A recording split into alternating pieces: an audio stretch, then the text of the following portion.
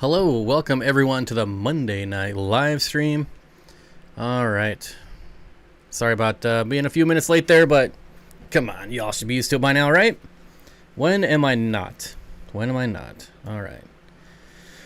Today we're going to be talking about our favorite small/nano fish. Basically nano fish. I put small in the title because I feel like more non-fish people, people that have fish are going to be searching for, hey, small fish, not nano fish, right? You got to be in the hobby for at least a little bit before you hear the term nano fish. So maybe we'll get some new people in here. That'd be kind of fun. I am running late, so I do got to make my water, but we got a few minutes while people stroll on in here, watch the ad. Thank you for watching the ad. Thank you for skipping it as well, because they're annoying. Eating dinner and lurking for a few minutes. Hello, Zen Ginger.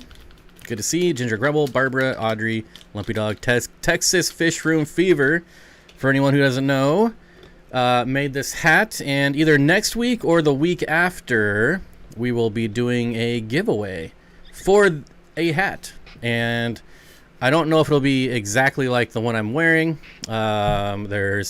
Technically he made this one too, which is just the red beanie. There's this one here as well, which is just black mesh in the back. So lots of different variations, hopefully, to choose from. Chris, man, I was just thinking about you like 2 minutes ago. I have no idea why. Actually, I know why, because I was scrolling through the chat before I started, and you used to always be one of the first people here, and I was like, used to be. But good to see you, buddy. Good to see you. Thanks for the $4.20 super chat. Curtis, thank you for the $1 super chat. I appreciate it. Mixing up my steak juice here since I couldn't before the stream. Audrey says, I just bought 20 chili Rasboras for my Neocaridina tank. They are so tiny. Chili Rasboras. Excellent fish. Really good. What critter is by my name now? It's hard to see on a phone. I need to fix it. But that is my husky that I had to put down earlier this year. She is the 2-year badge, which is the longest badge YouTube has. So I think you're like my 3rd or 4th longest member. Hey Bob, if for example I win, would you ship to New Zealand? Oh man, that's gonna be really expensive. I'd have to work that out. I'm not sure, because he's doing everything. He's making it and then shipping it out for me. So, he's already like giving away a free hat in my name. I don't really want to make him pay like $100 in shipping on top of that. So we'll see if we can work something out. Tampathon Fishing, were you thinking about me too? No, but I was thinking about you last week, and we mentioned you for a second. So you're also thought of, just not this time. All right. Let's get into it. Do chili rasboras have beans and meat, or just meat? It's rice and beans.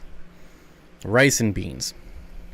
Just ordered a dozen Panda Loaches. Can't wait for them to get here. Mark, Panda Loaches are awesome when they're young. It's such a shame that they lose those panda colors as they get old, but still a really cool, smaller loach. Definitely. I also really like the rosy loach. If anyone here is looking for another smaller loach, the rosy loach is really cool. Dwarf chain loaches are amazing, except for how expensive they are. That part sucks. But I'm really hoping to breed dwarf chain loaches in the new fish room eventually. It won't be one of my first breeding projects, but it is on the list to breed. And Daryl Deemer, what's up, buddy? Beans, Franks and beans. A week ago, I planted my 75 with dwarf sage from the co-op. Already, the sage has sent out a lot of runners and is taller than my jungle val. Yeah, dwarf sage is one of those like play on words. I don't know. There's words for it, like jumbo shrimp, right? It's still small. It's still a shrimp, but it's also jumbo. For a shrimp, I don't know. Dwarf sage is not dwarf. I have never seen dwarf sage exist. However, if you okay, let me bring that back a little bit. If you have a ton of light, it will stay small, but it's not small enough that I would ever call it dwarf. Never. That's like dwarf chainsword. You know, those get like 6 to 8 inches. Yeah, not really dwarf in my opinion. Okay, forgot to turn this off. I'm turning it off now. Sorry about that.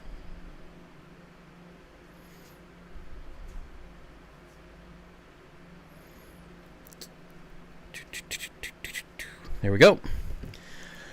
Oh, and apparently you're lurking. A person that just texted me who apparently does not want to be named because they messaged me their comment instead of saying it in chat. Deal. Nisi, I would too, though. I would too. That's one. Oh, and then I just said the name. Whatever. We'll just pretend that never happened. Anyways. Anyone know where to order native shiners from? Native shiners. You could try jonasAquarium.com. They have a lot of native fish. Lots of shiners. Well, varying species depending on the time of year. BJ Palmer. Hi, Curtis, Zen, Ginger, Texas Fishing, Barbara Jackson, Lumpy Dog, Danny Does Life, Carol Cox, and Mary. See, this is why I hate saying hello individually, because what if you left someone out? Now that person's going to be sad.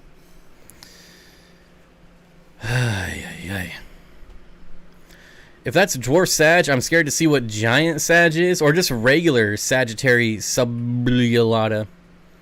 That was such a Bob moment, I know, wasn't it? Like, honestly, she should have known better, but whatever. Whatever. Do you have you ever kept Senegal biters? I have a long time ago. My friend just bought a baby albino, and it's his first time monster fish keeper. Any advice? Well, I wouldn't call Senegal bickers, however you want to pronounce it. They're not really monster fish. They're not like the other species that get really huge. They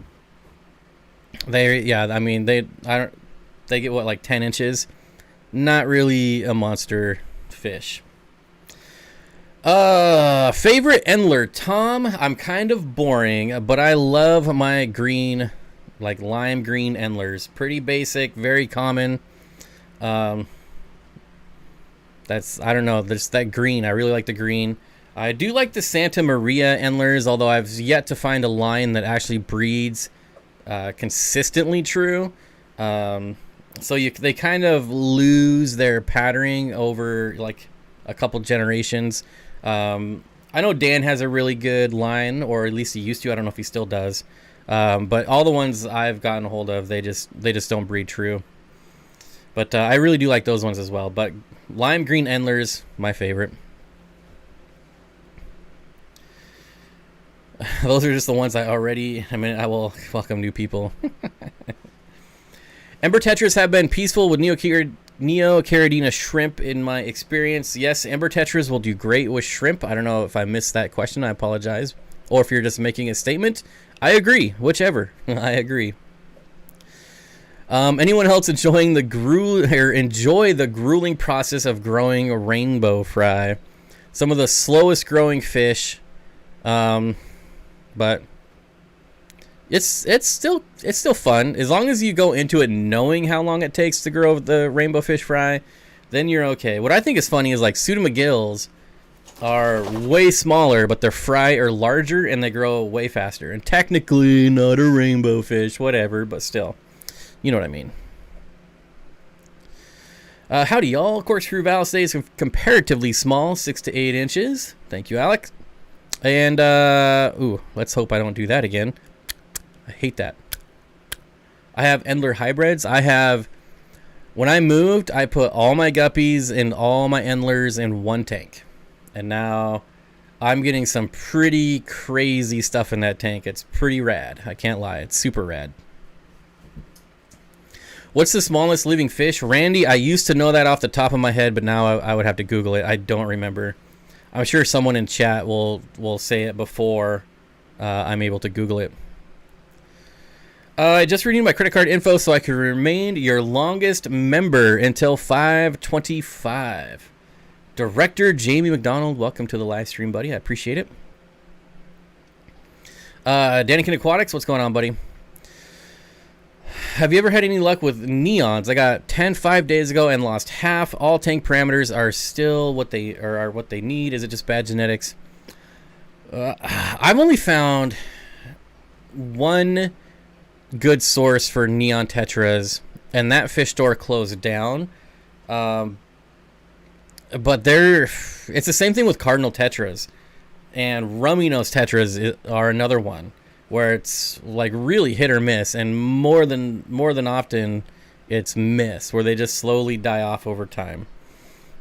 There is a term called neon tetra disease, but it's kind of like one of those things where they can't figure out what's wrong with it, so they're just going to call it neon tetra disease, I feel like. I don't know if there's oh man, now someone's calling me. Get out of here.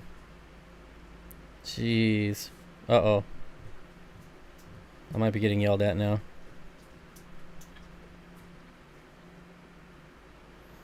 Okay. Whew, I'm not getting yelled at. Oh, I did it again. Dang it. I don't know where that came from. Actually, I know where it came from. Bad habit.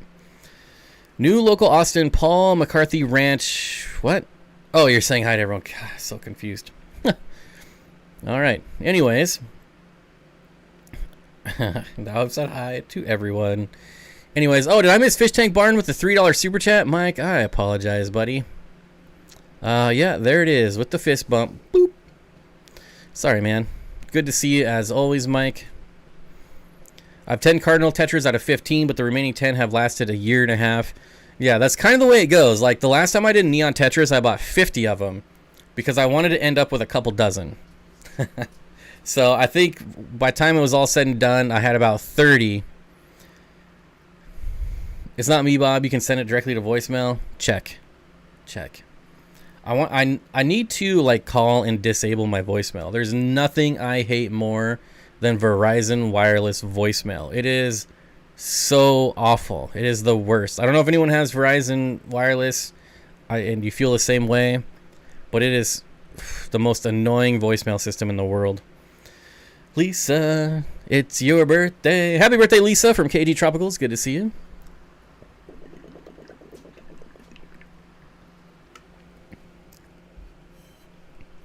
He said my name. New local Austin. See, when I saw that name and I saw the whole like paragraph of text, I thought it was going to be like, oh, there's a new fish store, a new local fish store in Austin. That's where I thought, like when I briefly scanned that paragraph, I thought that's where that was going. I didn't know he was saying hi to everyone. I'm trying to get some Autosynclus, but I don't know where to get them. Autosynclus, huh? Let's, oops.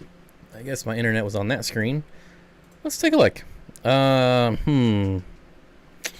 Where would I go right now for Autosynclus? Ginger Grumble, thank you for the $5 super chat. No chat, no message, just $5. Thank you. Well, I hate promoting this place, but we're going to see if they have them. And if they have them, then I'll say. Let's just see. Tropical fish, check. Current fish stock, check. Auto, control F, auto. Zero search entry for Autosynclus. Where else would I get Autosynclus right now? Let's check Aquatic Arts. Aquatic Arts, which I have a discount for. If you want 15% off Aquatic Arts, the code is just Bob15. There you go. Thank you, Haley, for getting me a code. Let's just search Otto. The driver from The Simpsons, the bus driver.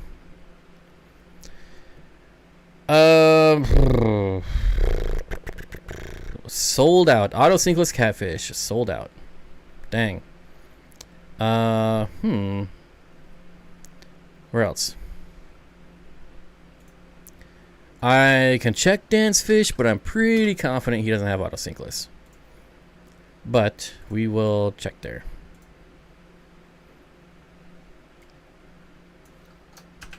And yes, Ginger always reminding me.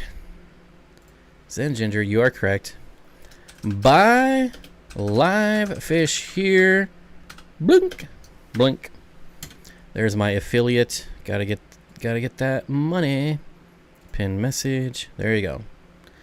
Oh, Aquahuna. Good call. Good call. We're gonna just go down the list of everyone here. Aquahuna. Aquahuna, which I do not have a code for, but let's take a look. Search Autosynclus 6-pack, and it is in stock. There you go. We found your Autosynclus. And now who's calling me? Are you kidding me?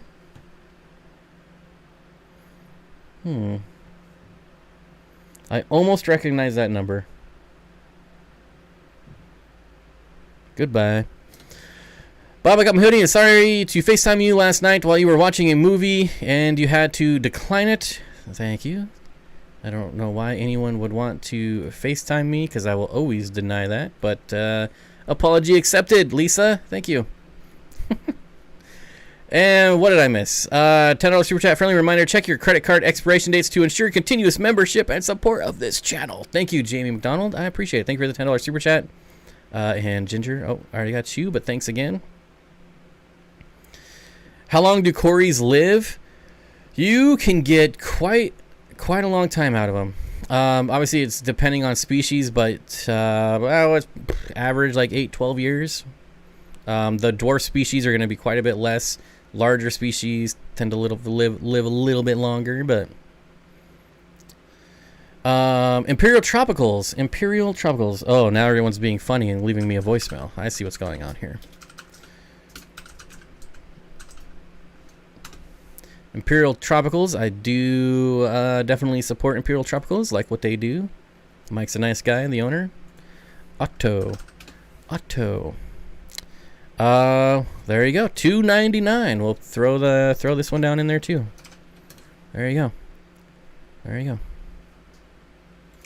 Only 10 in stock now, mind you. Only 10 in stock. But you can get 10 for $27. That's pretty good. And I always forget. I don't know why. I love Imperial Tropicals, but I always forget about them. Sorry, guys. Sorry, Imperial Tropicals. All right. I got my first batch of SPI. After adding them, immediately started school with the Beckford's pencilfish. Glad I bought them. Not even going to attempt to pronounce that first name. But the SPI, yeah, those Rasboras are pretty nice. Wait. Are those the SPI Rasboras or are they something else? I better check. Yes, Lamb Chop Rasbora.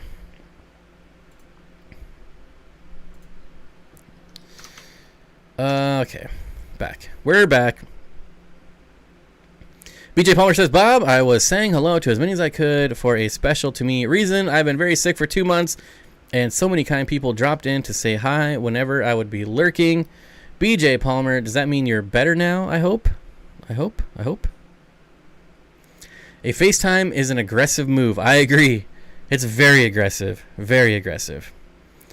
Oh, Kevin is here. Holy smokes, what is going on tonight? Everyone's coming out.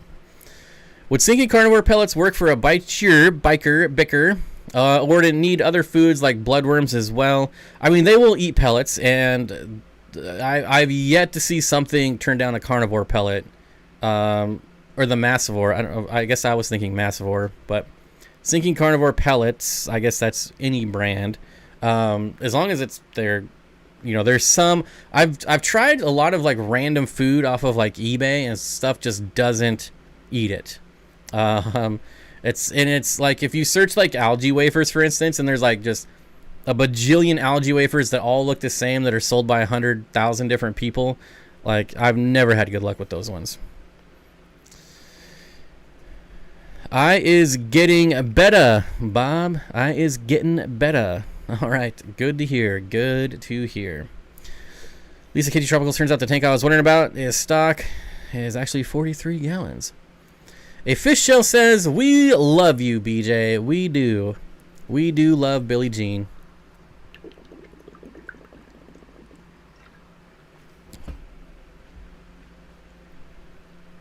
Can Popeye be caused by loss of light? I've never heard of that being a reason for Popeye. Loss of light. I don't think so. Lisa says, a few of us were going to say hi from Aquashella. Nothing aggressive about that. It is when it's like midnight. When you're video chatting. Never going to work. What are your thoughts on glowfish and LFS? The Fish Room ABQ, welcome. I feel like I haven't seen you either in forever. If that's wrong, I apologize, but welcome. Good to see you. Glowfish, definitely a smaller fish. I have a love-hate relationship with glowfish. I think it's an excellent gateway fish. It's like you're sacrificing these fish. Not really. I mean, glowfish are healthy. They live just fine. But I think I personally do not like glowfish. I would never keep glowfish. But like I said, I think they're a great gateway fish. I think they get a lot of people in the hobby. I go to PetSmart and Petco, and there's always, a kid saying, I want glowfish, I want glowfish. So it brings kids in the hobby. So I think overall it's good for the hobby. And I don't even have like a real good reason why I don't like them. The dyed fish, I definitely am against dyeing fish. But these glowfish aren't dyed, so I don't mind them. If you're speaking specifically of like a local fish store instead of a big box store, my local fish store before it shut down sold glowfish, and it was probably one of the most popular selling fish he had.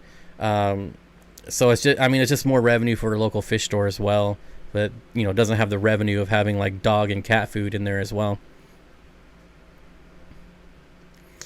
I thought I heard Popeye could be bacterial, but I don't know for sure. Popeye could be definitely bacterial. Again, I'm not a veterinarian. I don't pretend to be, but usually like poor water parameters will do it as well. So just keep your water clean, high quality food. I mean, that's basically all it takes to keep fish. I mean, you're gonna eliminate so many problems with just clean water and high quality food. Jimmy Gibble says, hi all, just dropping in to say hi. Dropping in. What's up, Jimmy? Good to see you. What's the best small schooling fish to keep in 150 gallon with 12-inch Fajaka puffer? Ooh, that sounds really fun. Insert joke about Lisa FaceTiming. I'm gonna think about that one. Insert joke about Lisa FaceTiming random strange men at midnight. I would hope I'm not a random strange dude, but it was 9 p.m. your time. You're such drama. But it was 12 Eastern, so I'm still thinking. What I mean, I would probably go with the Rasbora, but like dwarf pencilfish would be really cool. Maybe even like dwarf hatchetfish. Something that's gonna stay towards the surface where puffers kind of just roam around the bottom in general. They kind of swim around mid column, but they don't go to the top very often if you're not feeding them. So maybe like a giant school of like dwarf hatchetfish. I think that would be kind of unusual. You don't really see hatchetfish at all anywhere. My new betta is settling in really nicely. Also looking forward to stocking my 43 gallon, 196 liters. Sweet. One thing when I had my Mabu puffer, I always wanted to get like 100 pea puffers to throw in the same tank. I just thought it would be really cool. And unfortunately now I will never get a chance to figure that out, if it would work or not. But I feel like pea puffers would be so small, like the Mabu puffer wouldn't even care about him. Just a strange dude, not a random one. Correct. Curtis is correct. 100% correct. Strange, not random. Regina Phalanges is here. Popeye is a catch-em-all term for anything. If you have a loved fish showing Popeye, clean water, treat for gram-negative, gram-positive bacteria and parasites immediately, and ICX if they can take it. That's kind of the go-to, Chris, right? Dump everything in the dump all the medications in. You're not random, but definitely strange. That's the way I like it too. It's not fun to be normal, whatever that is. Dino says, hi, I'm new. Welcome, Dino. Dino the Canadian, welcome to the live stream. Bob, foods for a ropefish. Well, we really need to talk to Haley about that one. I haven't kept a ropefish in a very long time, but I did lots of frozen foods when I had my ropefish. It would eat pellets as well. Never really went after flake food, but it definitely loves frozen food for sure. Siphon in a hose that was left in the tank accidentally, and now I have to remove 3 other tanks to get it out and clean it. It's a corner tank. Do I have to completely empty 54 gallons to move it? Wait. Let me read this. So, oh, here we go. There's another piece here. So my husband and I removed a few little bubblers from a tank like 2 weeks ago and did a water change. Fill over the weekend and managed to flood out my carpet overnight as it started back. Oh yeah, the old back siphon. Been there. Actually did that just a couple months ago. Was left in the tank accidentally, and now I have to remove 3 other tanks to get it out and clean. It's a corner tank. Do I have to completely empty a 54 gallon to move it? Are you talking like all the substrate and everything as well? One thing I would take in consideration is the thickness of the glass. If it's an older tank, there's probably a little thicker and can definitely handle a lot more weight. If it's a newer tank, they tend to making them thinner, especially like the Tetra and Aquarium stuff. That's using real thin glass these days.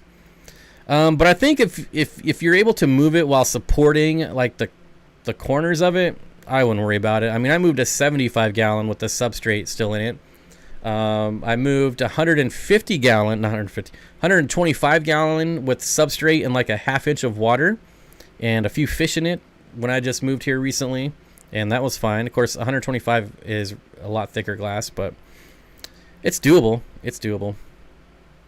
It's like the long, thin tanks that I wouldn't do it, like the 55s, the 20s, 20 longs, things like that. Rachel has got my first crebensis. Probably spelled that wrong. That looks correct to me, but it still could be wrong. I don't know. That is correct. It's a 3-year-old tank.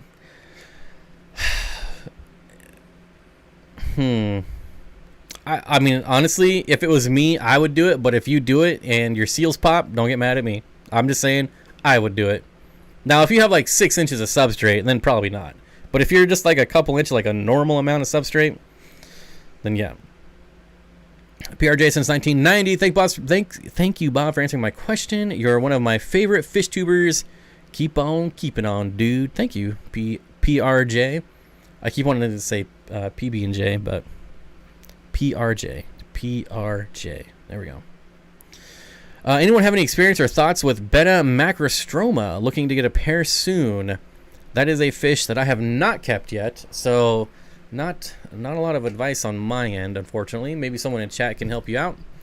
Well, I know that like if you're looking to breed them, then it might be a little bit more difficult as far as what you need the water to be. But if you're just looking, if they're just display fish, you can be a little bit more flexible. But maybe someone in chat can help us out with that. Forgot what are good tank mates? Well, definitely nothing that's going to fit in their mouth. And the other thing with crebensis rach is that they're aggressive when they're spawning. So, like, yes, you can do crebensis in like a 20, but just remember, if they start spawning, they're going to defend their spawn to the death. So, like, if it's only a 20-gallon tank, that's not giving a lot of room for other fish to go and hide. So, but if you're like in a 40 breeder or, I don't know, like even a 29, you could probably get some other fish in there. But if you're doing it in like a 20, just be mindful. Just be mindful if they do start to spawn, you might have to separate them from the other fish, not from each other. Ginger Grumble with the $5 super chat says, please hit the like button. Yes, excellent suggestion. Do not forget to hit the like button, please. I would appreciate it. Aquatics, my 29 is going nuts. I remove a handful of trumpet snails every few days for my pea puffers. The guppies are breeding like crazy, and I've seen at least half a dozen L397 fry. You're making the magic happen, my friend. Wow. L397 fry is pretty exciting. Mine are way too small to be breeding. I haven't even seen them in months, but they're still in there. Same with my L264s. Once they get breeding size, then I'll start looking at them more and more often, but they got a lot of growing to do.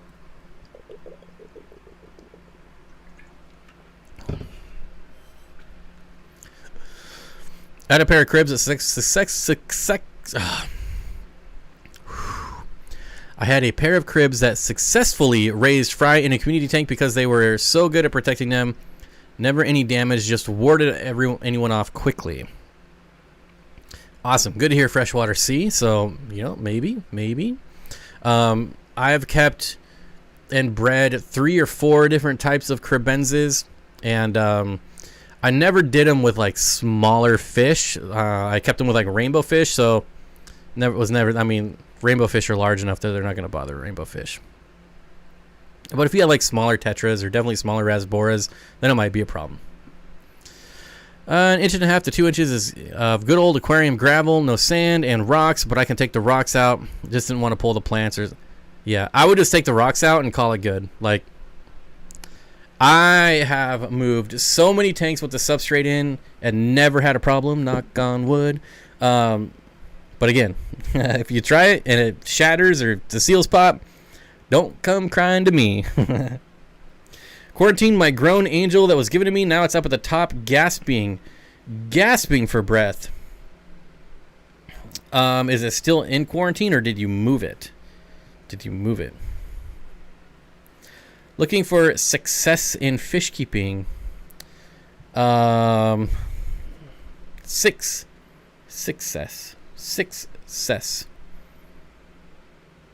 Anyone who's rewatching this without reading the chat is going to be so confused. Please come and visit Dubai. I wish. We have an incredible aquarium hobbyist community there. Here, I would love to go to Dubai. Absolutely, I would love it. Maybe one day. Maybe, I don't know. There's a lot of travel restrictions right now. I could say I can technically get through a lot of the travel restrictions by saying it's for work, but it's going to be a lot of effort to prove to them that it's for work. Like, I'm a YouTuber and I'm filming, it's for work, and they're like, that's not work. You're on YouTube. That's not work. Have a female betta that developed what looked like a large sore on her side that then looked like fungus and progressed to her head. In Canada, no meds available. Been treating with salt, now level 3. That's about it. Clean water. I wonder if it was something like, wait, did you say? No, I wonder if she like rested against the heater and burned herself and then it got infected. It's hard to know. Noted, Bob is not liable. Thanks, just wanted advice before I wing it. That's my strategy, wing it. If something breaks, whatever. It's not the end of the world, right? Can always get another corner tank or whatever. Bad stuff's going to happen whether you want it to or not. Granted, you can hedge your bets and make it less likely to happen, but still, it's not the end of the world if something bad happens. I moved it. It's not dead. It's been about 4 days like that. Are there any other fish in the aquarium? Obviously, if they're not having the issue, then something. If there's other fish and they're not doing it, then I'd say it's probably not water parameters. The heater is what I thought too. Yeah. Yep. I had that happen to me once, and since then I don't like using heaters that don't have some sort of heater guard on them for bettas. I don't know what it is about bettas. Maybe they just like sitting in a sauna and then they just sit too long and burn themselves, or what it is, but it seems like I hear that a lot with bettas. So now I'm all about those heater guards for bettas. Benjamin says, hey, everybody, sorry I'm late. Better late than never. Andrew, have y'all ever seen two male epistospar? Yes, all the time. Scary stuff. Had to move one. It's a harem now. Oh, yeah. I mean, you're talking cichlids, right? That's what male cichlids do. Establish dominance. 18 months ago, my son-in-law and I moved my 10-year-old Walmart 55-gallon with substrate and 1 inch of water without issues. Yeah. Yeah, like I said, it's just those long, skinnier ones that I would be extra careful. Like, if there's a few things that you could take out instead of leave in, I would do it. But like my 75-gallon, I mean, I left the hardscape in it with gravel. It's way thicker glass. I moved it. It's not dead. Ooh, that's a good question, RJL. At Rach, plastic plants in the tank. Anything that could be leaching stuff. Bob, what is your favorite small fish? So, could I pick a favorite? There's so many good ones. I really like the Heterandria formosa, which is the world's smallest live bear. I love neon green Rasboras, neon blue Rasboras. I love Corridoras, Hestatus, Habrosis, and Pygmaeus. Rosy loaches that I talked about earlier. I love those. I'm really into these Bumblebee Gobies now. They're so much fun. They have so much personality. I would equate them to like a pea puffer, where they're just small and really boisterous. Lots of personality. What else? Pseudomagills, obviously. Rainbow fish. Oh man, I'm sure I can go on. I mean, Autosynclus we talked about earlier. I love Autosynclus. And we're starting to get more and more different species of Autosynclus. Now these new rarer Autosynclus, like the zebra auto. There's I think like an orange something Autosynclus. Bumblebee tuna. They're not as good as algae eaters as just your traditional Autosynclus, but still. $5 super chat. My Oscar was healthy, won, and then stopped eating and blew up like a balloon and was dead in 4 days. Any thoughts on cause of death? I'm just gonna call you SJ because I don't know how to pronounce that with the $5 super chat. Thank you. It sounds like bloat. Sounds like it was bloated. Yeah. So I would Google or DuckDuckGo. I need to start saying that instead of Google. I would DuckDuckGo bloat and see if that is something that looks familiar. Like read through those symptoms, and then you could help make sure it doesn't happen in the future. Sorry about your Oscar. I crap on Oscars a lot, but I do secretly like them a little bit. But since John loves them, I just have to talk crap about them. It's just the way our relationship is. It's just the way it is.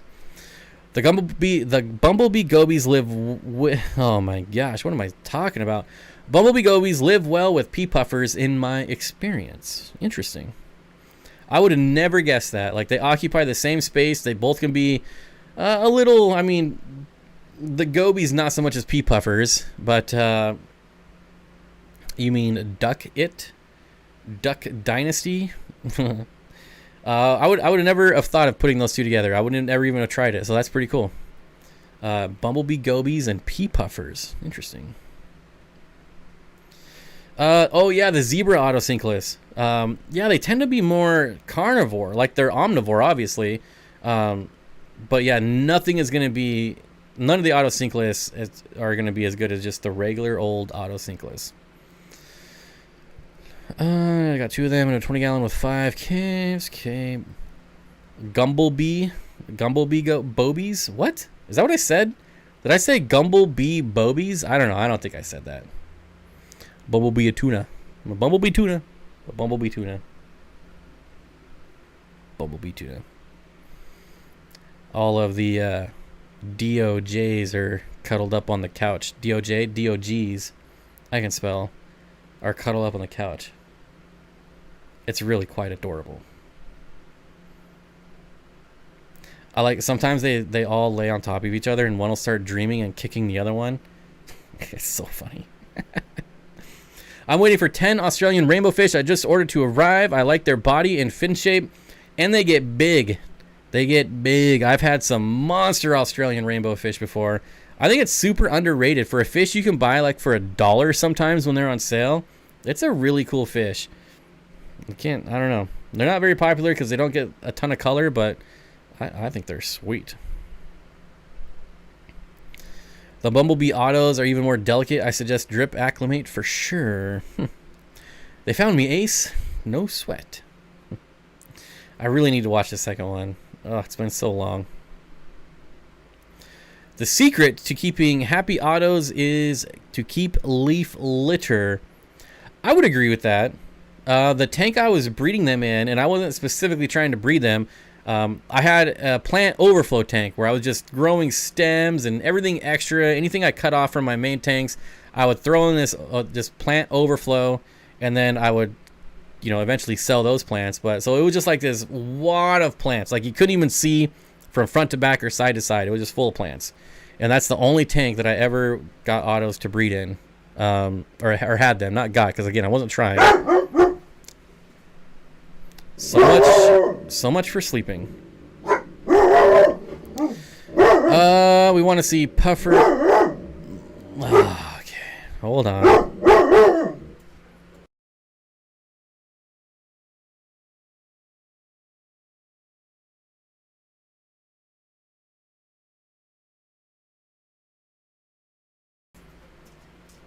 Almost done. Lay down. My dogs look like yin and yang because the small one tucks its back into the big one's back legs. It's so cute. That's funny. A tub of goldfish is a good solution for excess plants. Well, I mean, I prefer to sell them. Definitely. There's so many plant groups on Facebook. It's so easy to sell plants now. It's ridiculous. What fish do you think have the most personality?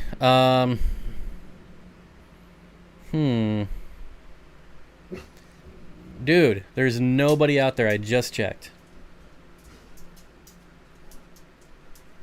Actually, there might be like a coyote or something. Maybe a deer. Which fish have the most personality? Well, I mean, Patches, my goldfish, is one of the most personable fish I've ever kept. I would say, gosh, I'm trying to like run through the list of all the fish I've ever kept. My Mabu Puffer was pretty personable, but personality-wise, I mean, I think Epistos have a ton of personality. A lot of dwarf cichlids have like way bigger personalities than their bodies can match, which is pretty crazy. Like Shellies, any shell dweller, but multis have just. I don't want the thing with multis, which is a shell dweller, if you don't know, is that in my area they're impossible to get rid of. I want to keep them. Like, they're so fun. They have so much personality. If you've never seen multis, they dig out like areas of sand to spawn in, right? Or they'll like have this shell. They'll kind of dig it out so it's their shell's in a hole, and then like if you go up and over the other one, there's another male over here. And they'll try to fill in the other male's hole. And so they just spit sand back and forth at each other and try to cover the other male's shell. It is so fun. It's just non-stop. They just spit sand at each other all day long. It's like, they're so fun. But unfortunately, they breed like guppies. And like I said, it's so hard to get rid of them. Otherwise, I would definitely keep them. I think I would probably have to go with multis. That's my final answer, multis. Puffers will stare you down. Angels will wag to get fed. Each fish has their quirks. Yeah, and I don't think like your fish being trained to like come to the glass when you're there is not really personality to me. That's just them begging for food. They know you are the bringer of food. Whereas like my goldfish and my puffer would follow me around and just like, it's like I'm sure were just following me for food. But still, it's like they just wanted to hang out. It's like, hey, buddy, what's going on, buddy? How you doing? Oh, I'm doing good, friend. How are you? And maybe it just seems that way because it's not like the manic behavior of other like community fish that are just like right to the surface when you walk in the room. I don't know. A public holiday here in Melbourne. Day off. Awesome. Can't beat a day off, right? Always fun. I love my Balzinii. Boy, that's one. If you're talking about, I'm assuming you're talking about the Geophagus. That's one Geophagus I've never kept. I need a Geophagus tank for sure. Maybe I could do Geophagus in the 300 gallon. Still undecided. Not a fish, but my dwarf Mexican crayfish is hilarious. Yes, I agree, Rocky and Miles. I definitely agree. I wish I could keep them. Oh my god! And honestly, I probably would if I wasn't on YouTube. They are illegal here, but honestly, if I wasn't on YouTube, I would absolutely keep them because there'd be no one to report me. But I can't really keep dwarf crayfish and then have someone come over and film a fish room tour and be like, ooh, I'm going to turn you in. Blue Water Jim, what's going on, buddy? Have a good day, Craig. Happy holidays. Well, I had my Frontosa yank on the temperature gauge for food. That's another fish that I would love to keep one day, but I would need like a monster tank. I only have room for one monster tank right now. Since neons are no good, what's a hardy tetra to keep with 6 young angels in a 55 gallon? Man, so many. Any of the skirt tetras, the candy cane tetra is one of my favorite. Pristilla tetras, lemon tetras. I love lemon tetras. Yeah, what a great country to live in a day off for a horse race. What? My friend has a shoal of geos and corridoras. They're really fun combo. That would be. I just pigeon fowl. I can just like imagine like a school of cories swimming along, and then like a geophagus coming to like sift the sand, and they all just kind of move around like a flock of birds. Just move around like when an eagle or a hawk flies through a flock of birds, and they all just kind of move around. That's what I imagine that looking like. If that made any sense, I don't know. Is there any snakehead fish legal in the Northwest? I don't think there's any snakefish legal anywhere. I think, I don't know. I've never researched it because they're definitely not illegal in my state. But I think in some states like you can catch them and keep them. I don't know. I'm probably wrong. I don't know. But Keith, here in the Northwest, I don't know about like Oregon and Idaho, but definitely Washington, they're illegal. Is your hairy puffer personable? Absolutely not. I do not have them anymore.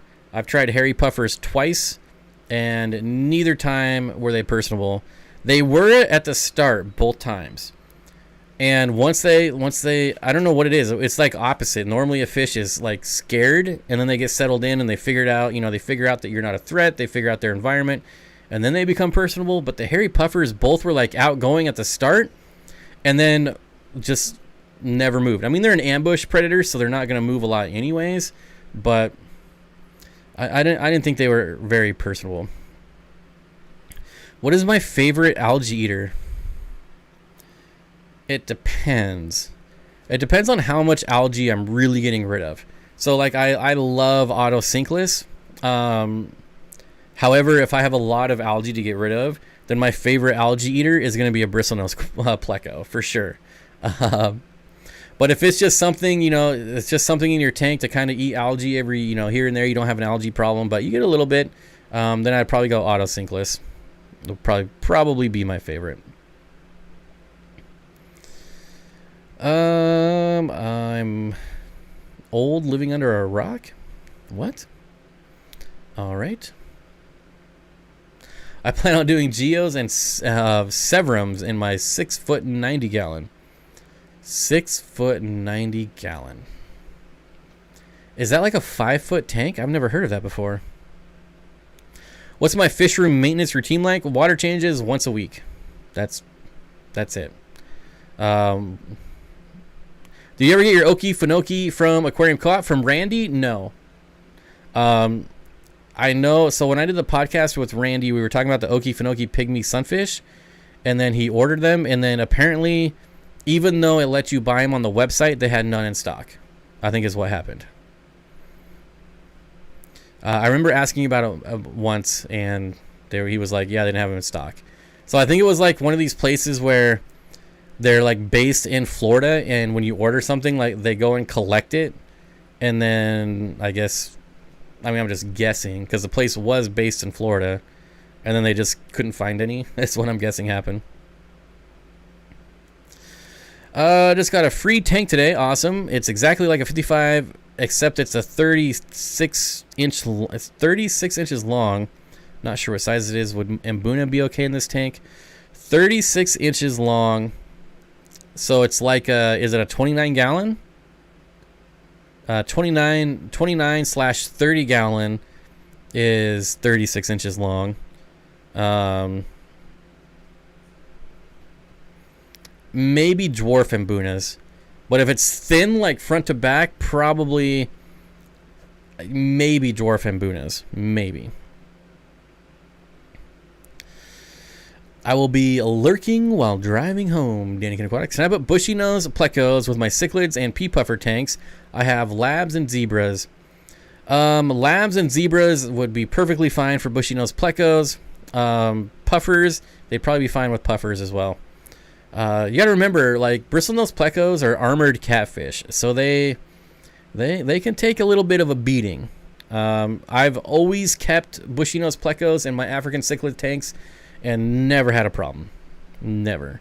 I mean, mostly they're hiding out, right? So it's usually not an issue.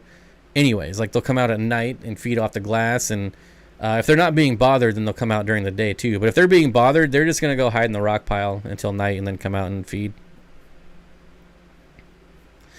Besides the Nubius, what other plants can I use for a planted, no-filter, 3-gallon bowl? How about Bucephalandria, which is basically just a fancy name for small Anubias. Bucephalandria, you could do a lot of crypts would work in there as well. But Bucephalandria is still pretty expensive. I'd probably go crypts. The nice thing about crypts in smaller tanks is that they grow really slow. So it's not like a stem plant that you're going to be trimming every day in this 3-gallon bowl. So maybe some smaller crypt species like Crypt Willisii would be a fun one. Any ideas for bottom clean for discus bare bottom tank? I just want to mostly eat leftover food. Why not Corydoras? Get some stir-by Corydoras. Call it a day. Obviously, you'll have to make sure that they are, in fact, eating, as well as cleaning up any leftover food. But, yeah, discus and people pair discus and Corydoras all the time. Picked up 6 blue devil hole pupfish from an old school breeder today. Never heard or seen them before. He's bred them for a long time. Yeah, the devil's hole pupfish, almost extinct, right? I think. Maybe I'm thinking of a different fish, but there's just like one area that they're from. Also, what any other plants can attach to driftwood? Anything with a rhizome essentially can be attached. And obviously like mosses and any moss. That is nice about crypts, but one thing to note is smaller tanks, sometimes the parameters are less stable. That can make crypts melt. Happened to me in my 7-gallon. Yeah, you definitely want to watch your swings. Bad news is that crypts, if they get angry or stressed, they will melt. But good news is they almost always grow back. So there is that. You might lose all your leaves, but normally they will always grow back and be stronger than ever. What else we got? Also any other got that one. Any ideas? Got that one. I have a small. Where'd it go? Here it is. I have a small lone female German blue ram in a 10-gallon. Just moved the harlequins to my 20. Who would she be happy with? Probably a male. Rocky and Miles. Probably a male. And then you'll have little baby German blue rams. Sounds like pretty cool to me. Pigeon fowl rice fish. Why do you get emerald green algae? Why does it happen, and how do you get rid of it? Emerald green algae. I'm not sure what that is. Emerald green algae. Guess I'll have to duck go it. Oh, here's my internet right in front of me. Emerald. I'm guessing that this is some like this type of algae I've probably seen before. Just never heard it called this before. Emerald green algae. Is it blue-green algae? Different articles. Volvox carteri. Volvoxes are free-floating single cellular algae, but typically stay together as spherical colonies or balls. So, like moss balls?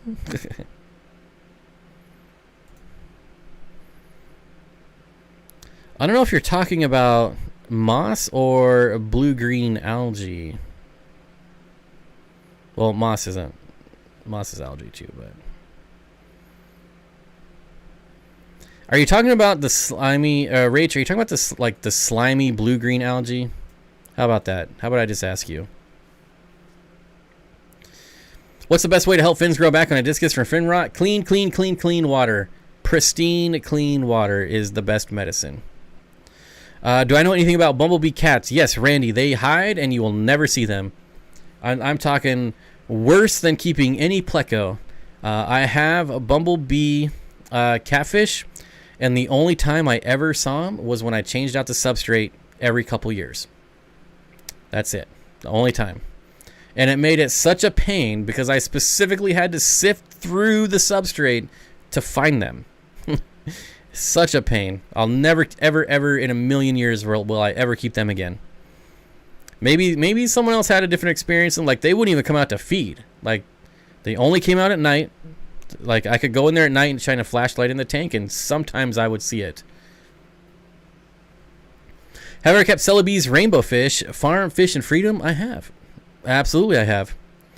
Probably green spot algae. I don't know, like maybe green spot algae, but it's not really like emerald color. Emerald is more...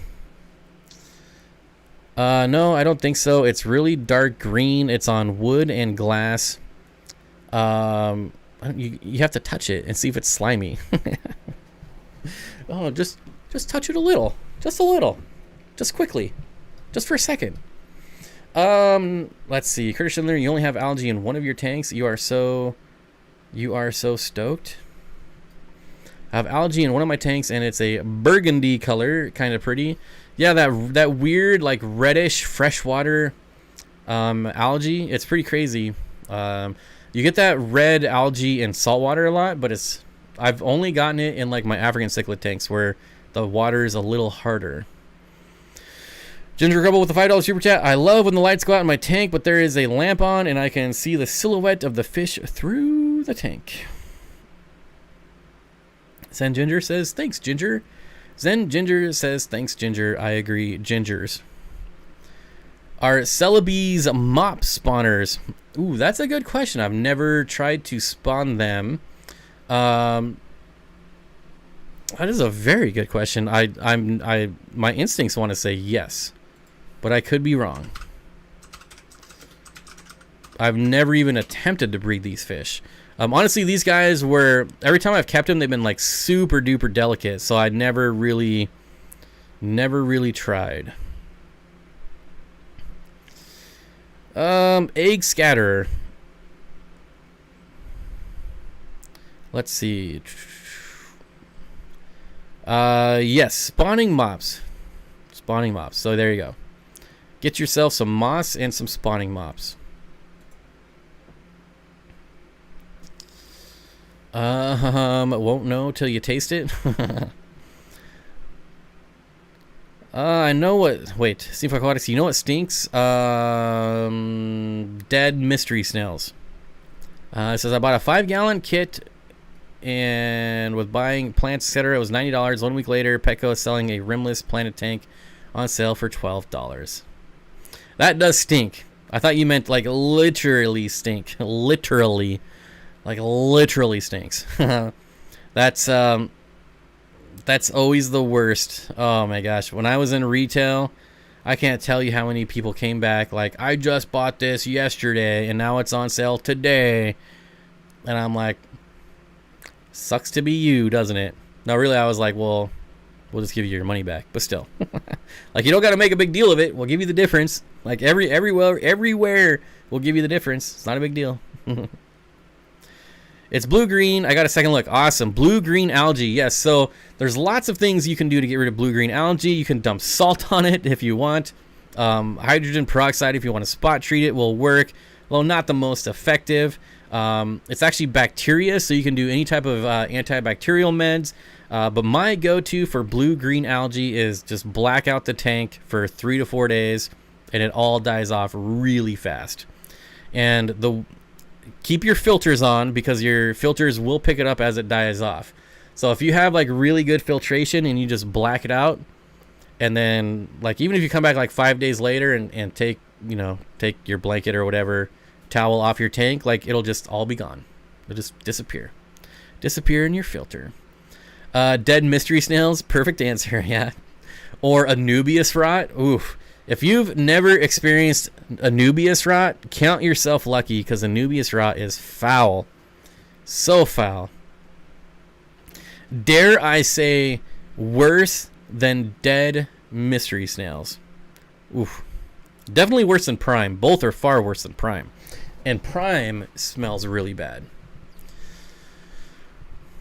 Buy the new tank, move the stuff, return the old one. It was a kit, so you have to return everything with it. I think the tanks that are on clearance at Petco, I think they're tank only. I could be wrong. Dean from Aquarium Caught made an easy breeding mop with green yarn. Make sure it's acrylic yarn. Very important. Yeah, we made spawning mops on one of my live streams one time. We had a crafts night, and we made spawning mops out of like wine cork bottle cap things. I don't know what you call them. And acrylic yarn. Very, very important that it's the acrylic yarn. Missed at the beginning, members only stream this week. Absolutely. So we will be live streaming Thursday morning for everyone. And then this weekend, we will be doing a members only stream. Last weekend was insane. It was just too, like, I didn't have a moment to myself all weekend. It was like the worst. It was a good weekend. I can't complain, but man, every night I got home, it's like I just wanted to go to bed. Like, I'm so tired. I just want to go to bed. So yeah, definitely this weekend. And then again, Thursday, we'll have a regular stream like we're having right now. Wednesday, we will be releasing, I say we, but me, the video, an update video on Danny's shed, on her she shed. She said seashells down by the she shed. I don't know. But yes, finally the update video, and it is amazing. It is like a little piece of tropical paradise inside of a shed. There is so many plants. It is going to be a really long video compared to what I have been putting out the last couple months, which is nothing. So it's obviously going to be longer than 0. But yeah, it's been a bear to edit. It's going to be long. And so if you like longer videos, then it's for you. Just a couple fish nerds rambling about her fish shed. Prime smells like sulfur because it's in it. Fun fact, a certain cardiac infusion smells the same. So if I start smelling sulfur, do I need to call 911 like I'm having a heart attack or something? When you have a bunch of aquarium miscellaneous, did you organize it by type, or was it just a mess? When I had a bunch of aquarium, like miscellaneous aquarium stuff, it's more like I just had a big piled mess, and then Danny would come over and organize it all. And then that would last for about 2-3 months, and I'd have a pile of aquarium equipment, and Danny would come over and organize it all. That's basically how it works around here. I can't even lie about it. But I do pay her in free fish and free fish stuff. So there you go. I boil my spawning mops and let them cool, and the air goes out of it. Huh. I've never had an issue with like air bubbles in my spawning mops. That's interesting. Rotten raw potatoes is... Oh, yes. Oh, yes. That's how you get things through customs, is with dead potatoes, because nobody wants to search through dead potatoes, because it is that bad. Stir Fry Guy says, I was vibing to music and forgot about the live stream. I was vibing to music a couple hours ago. Nothing like a good jam session. When you had... Oh, I already read that one. Most unique stench. Rotten taters are vile. Yes. I don't know if the discussion is still going on, but Daniel Chapre is cool, underrated nanofish. I'm going to look it up right now. You know, when I talk about like nanofish, honestly, Danios don't come to mind. Glow light Danio. Yeah, they look like little royal hill trouts, right? Let me look at a picture. Yeah. Oh yeah. Definitely. Super cool little fish. They're just so sporadic, like Danios. And I'm not saying that to be negative. Like, they're obviously super fun to watch when they're, you know, any sporadic fish like that, like rainbow fish, Danios. But I don't necessarily, that's why I don't necessarily consider them like nano, because I feel like most nano fish are just kind of chill and get stressed out easily. They're like, oh, we're so small. What's happening? I don't know. But I don't know. I'm one Anubias with a 6-inch plus rhizome, and probably an inch in the middle is brown. Is that Anubias rot? If so, thanks for the warning. So it could be. It definitely could be. It could also be maybe that's where if you super glued it to wood. Sometimes that will happen to Anubias if you super glue it. The best way to know is to take it out and smell it. If it's been getting progressively worse, then it's probably a Anubias rot. But if it's always been that way, it's probably not. It's probably just dead rhizome. But to know for sure, take it out, get it real close to your nose, and exhale everything and get a big whiff, just huge whiff. Just taking that Anubias rot, taking that smell. Trust me. I'm just kidding. Don't ever do that. Just lost the head of a foosball player at the Airbnb. What? Just lost the head of a... Oh. Just lost the head of a...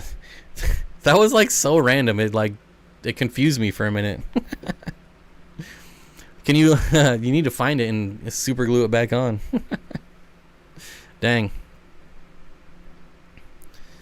Alright. Let's see here. When you can't find where the gnats are coming from, and open a cabinet with rotten potatoes and let them stench out, we'll just knock you over. Okay, why do you have like old potatoes? That's funny. My Tin Winio Danio school moves aren't frantic. Well, that's pretty neat. In Bob we trust. I feel like I'm a pretty trustworthy guy, but maybe not. I feel like I am though.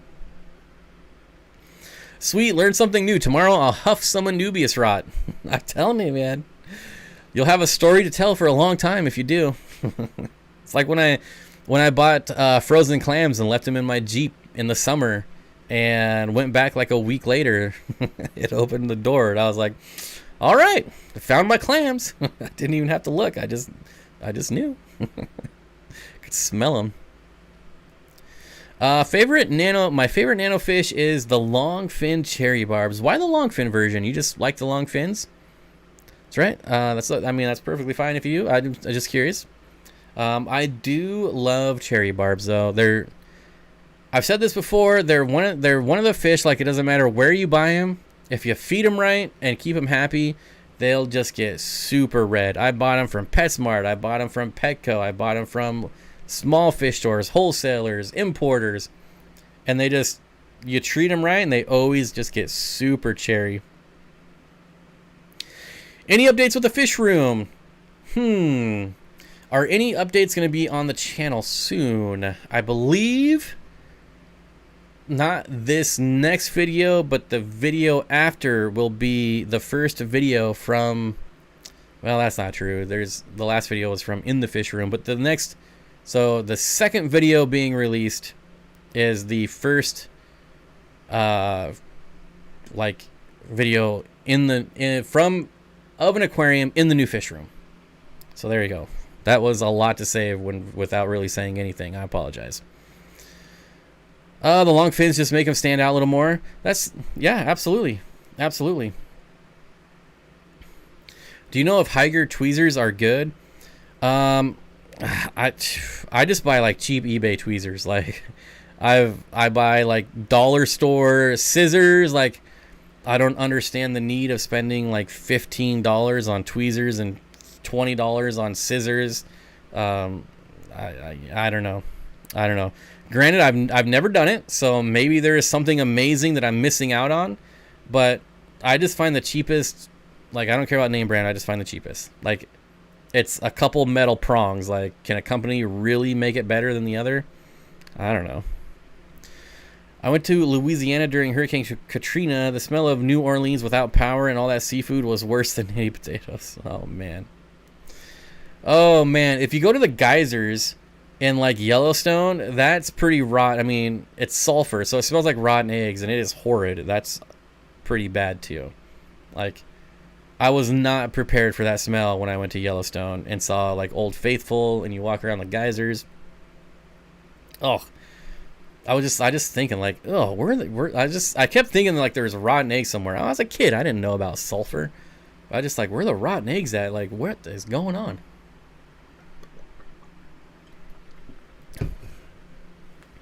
Can cherry barbs go with angels? Full-grown adults, I would keep with angels.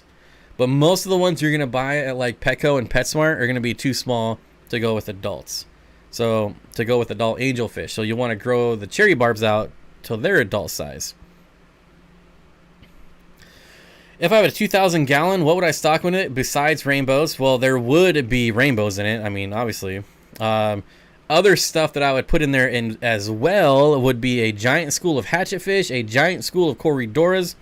I would have multiple species, like every species of a pisto I could get my hands on. And obviously they would breed in there and probably crossbreed, but that's not the purpose of the tank, so I wouldn't care if they did. I would have, how many plecos would I have in there? I don't even know, but I would have a lot of plecos in there.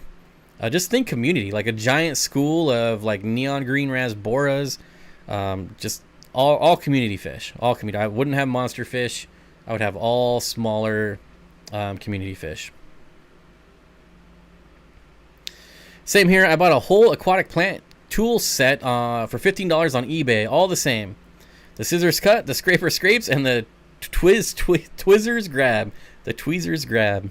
I mean, yeah, I don't know. Like to be fair, I've never gone and bought like the BMW brand scissors and tweezers, so I don't know. I feel like people are just maybe buying it for the name, but again, I could be wrong. I'm not denying it. I've been wrong before. Ginger with the $5 super chat says, I'm sorry to say I have to leave, but folks, hit the like button, please. Ginger says, thanks, Ginger. The Zen Ginger, thanks, Ginger.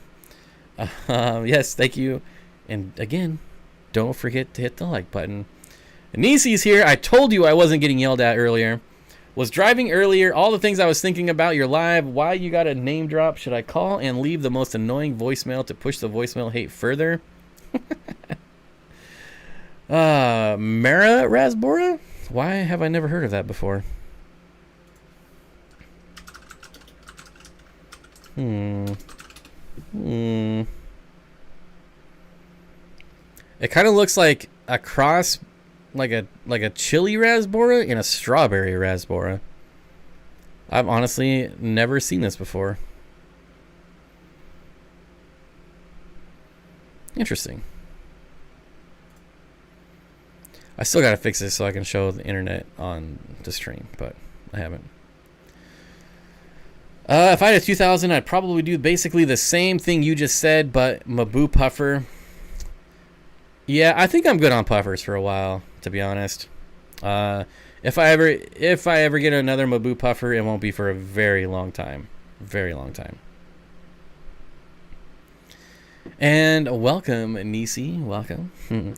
What state do you live in? The Marysville, Indiana. There is a fish store called the Ark Pet Shop. Has freshwater stingrays and tide pools. Budget aquascaping tools on eBay. 90% of the time break early. I've like what breaks? Like I've probably got the same $15 set, and I've had it for years, like years. I don't know. Barbara wanted to puke for years after we put 20 pounds of charcoal in there. No help. 30 plus years. Don't remember how Dave got rid of the stink, but he did. Talking about the potatoes. And I live in Washington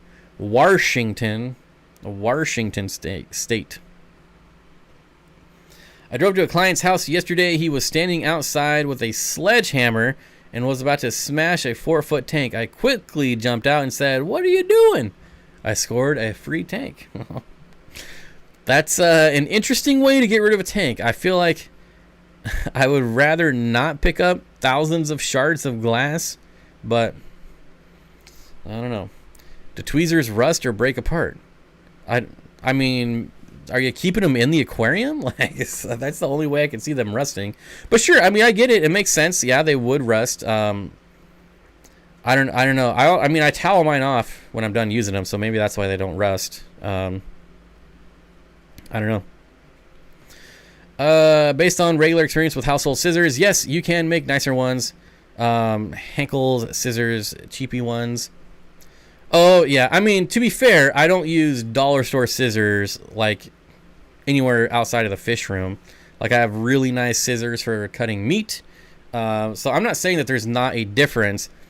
What I'm talking about is like the scissors and tweezers that you can buy from like Fluval. How are those better than like just generic ones on eBay? Like, to me, they seem exactly the same.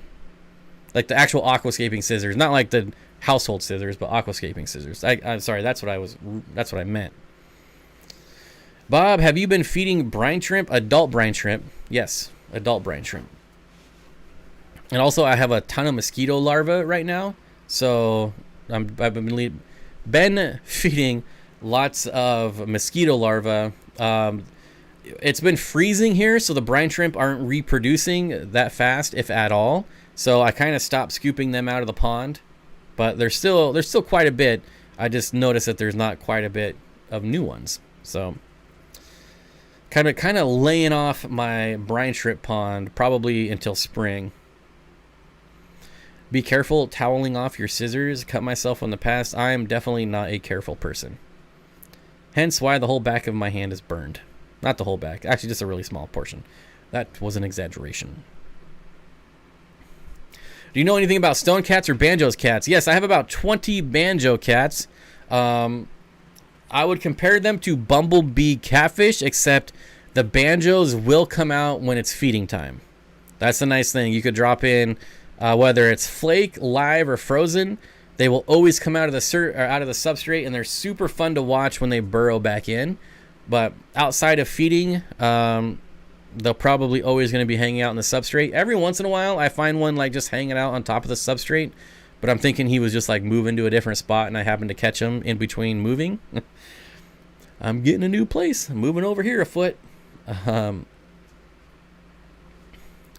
All you saying that you have smelt the worst smell, I have it. It's rotten quail eggs. When I bred quail, some eggs were not good and did not hatch, so I put them in the garden, and this was in hot weather. Yeah, I could see those. It's not smelling very well either. Steenfott, I have not kept puffers yet. What species would you recommend? I'm typically a nanofish guy, so nothing big. Well, why not pea puffers? Pea puffers. Amazon puffers are adorable, but have been really hard to get a hold of lately. But yes, Amazon puffers. If you really want to break the bank, you can get spotted Congo puffers. But my go-to for like new puffer keepers it's always going to be Amazon puffers or pea puffers. Moonstone. Is Moonstone back? Is Moonstone here? Oh yeah, there's Moonstone. Plecos and Guppies. Sorry, late. After AH as usual. Late AH. As hell? No, as heck. That's it. Late as heck as usual. Hi, Bobsky. Hello, Moonstone. Good to see you. I got to go. Have a good night. All right. Well, hello and goodbye. Hello and goodbye. The Fluval Tweezers have a better spring than some of the other off-brands. They also have better grip at the tips to help plant better. Thanks for answering our questions, by the way. I mean, like I said, I've never tried. Maybe I just need to try them, and I'll be like, whoa, these are the most amazing things ever. I'm not saying that's not a possibility.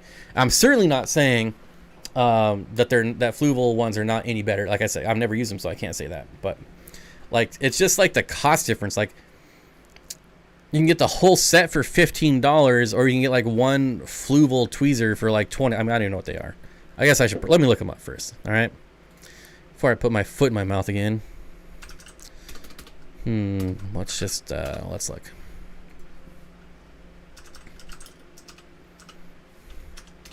Fluval tweezers. Yeah, you can get a whole set for $12. Fluval.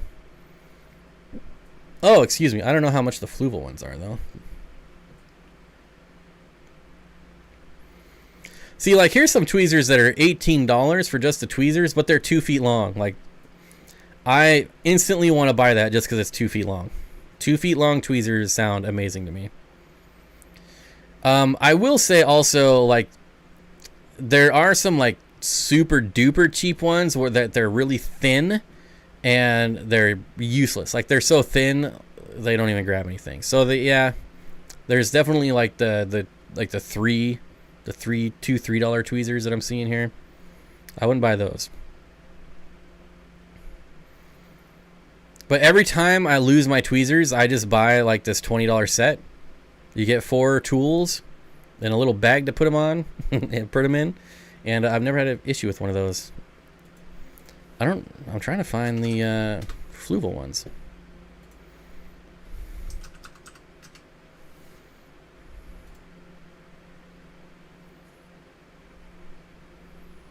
I don't know. I can't see them. I don't see them for sale anywhere. I'm moving on. I'm over it. I'll take your word for it. Better grip. Better grip. Better spring. Jalen says, I've been so busy lately, haven't been able to make the streams, but if we are still talking about favorite small fish, mine is by far the Scarlet Baddest. I hope you're doing well, Bob. I am doing excellent. Thank you for asking, and appreciate you being here.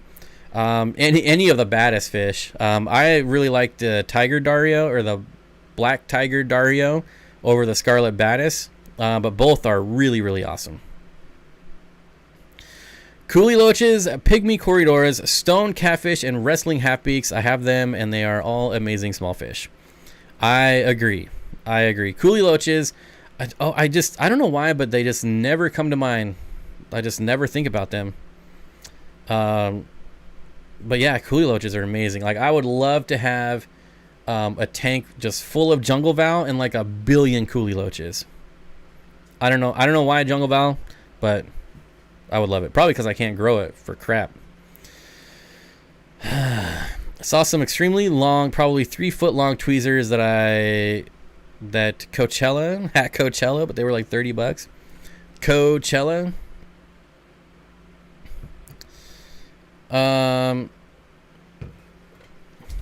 What is this? Oh, shoot. Koi Fish, I just deleted your comment on accident. I apologize. But I'm going to look at it. It seems very trolly, but let's see. I don't know where you want me to enter that SKU. Fluval tweezers on eBay here are $16. Yeah, see, I feel like I'd just rather have the whole set for $20. I don't know. Looney Tunes. Hello. Oh, hello. Hello.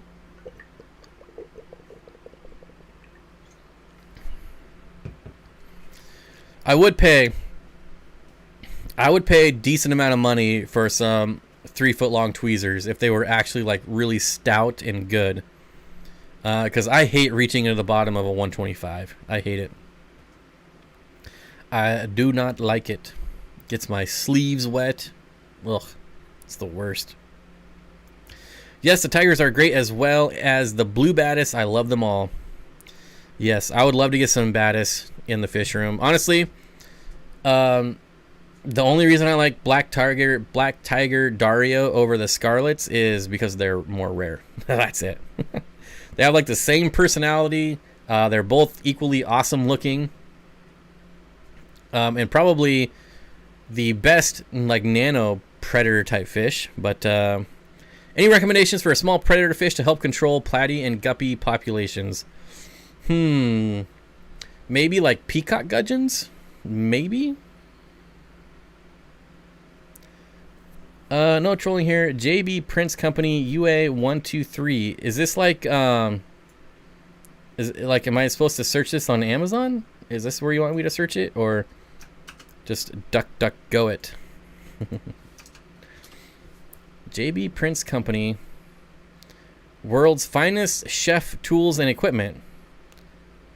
3-piece plating tweezer set. Huh, this looks... Oh, the curved ones. This is like a chef, so this is like a cooking store. Okay, now I will search UA123. Oh, that's what I was already looking at. There you go. Interesting. I kind of like these little curvy ones, but... I lost my chat. Zen Ginger says rams. Rams would be a good one. You probably want German rams and not... In my experience, Bolivian rams not the best predator fish. Going after fry. I don't know. You could use long bamboo shoots like chopsticks. Fun fact, I cannot do... I have no idea how to make chopsticks work. I've never... To be fair, I've never tried. I've never had a need to use chopsticks, so I've never tried it, but I have no idea. Bought a 5-pack of tweezers at Harbor Freight for like $5. They work great. Definitely have to dry them after you use or they will rust. Only 6.75 inches, so you got to get your arms wet. Well, I wonder if they have longer ones, though. So peacock gudgeons, rams, bigger tetras would definitely work. I think one of the problems you're going to run into with some of the tetras is that they're going to be fin nippers. I don't know. My mind just goes to a cichlid, though. Like any dwarf cichlid. But I don't think they're going to eat enough to actually control the population. Like, even if you never fed them. Because, I don't know. Like, you could get maybe like 4 German blue rams, and maybe they eat a couple a day. Would that stop the population growth? Maybe. I don't know. How many fry do you have? I don't know.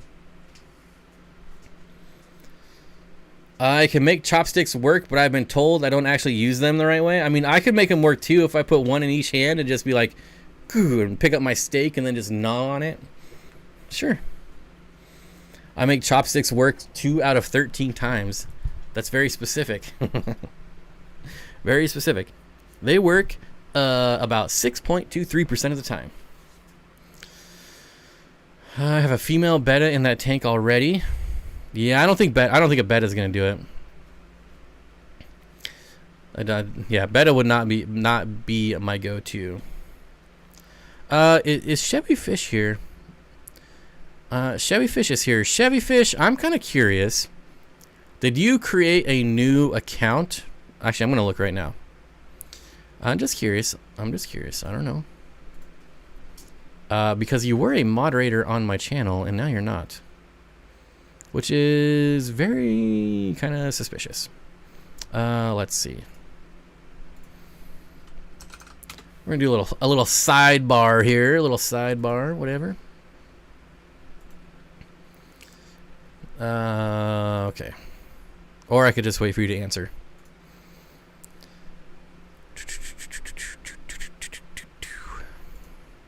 Oops.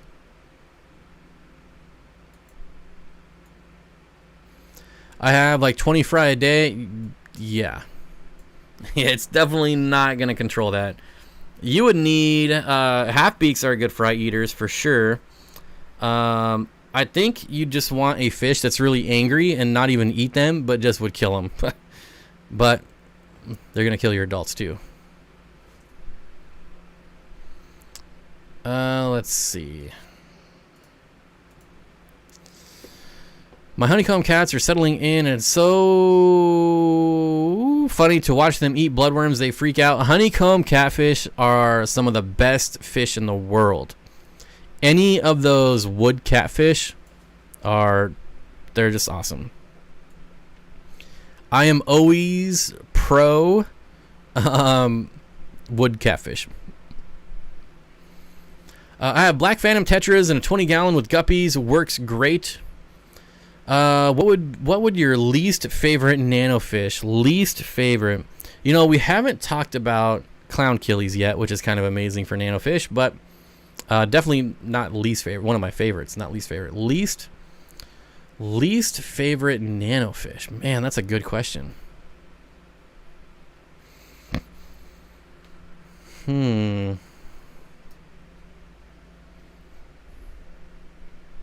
I don't know that I can answer that.